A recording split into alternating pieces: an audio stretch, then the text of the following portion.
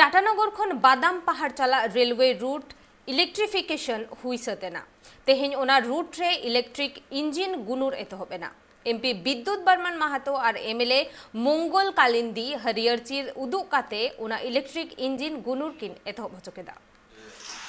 हम लोगों का बंगाली समाज का जो है वैशाखी पर्व का महीना है और ऐसे समय में ये ट्रेन का जो है आज के दिन उद्घाटन समारोह जो किया गया था, सांसद महोदय और हमने हरी झंडी दिखाकर इसको रवाना किया यहाँ से। ये 1911 में शुरू हुआ था और आज आप देख रहे हैं जो जिस तरह का डीजल की अभाव है और जिस तरह मांग है, इसमें कॉस्ट काफ़ी पड़ रहा था। तो ऐसे भारत के अंदर में ऐसा बहुत सारी जगह है जहाँ इलेक्ट्रिफिकेशन नहीं था,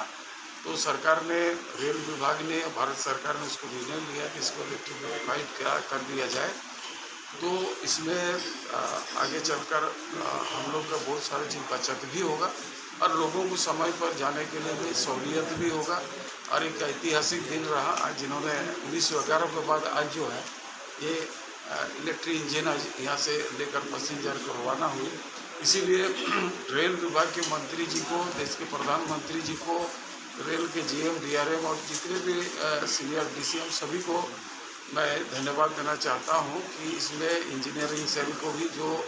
लगातार इसको करने में अंजाम दिया, धरातल में उतारने का काम किया।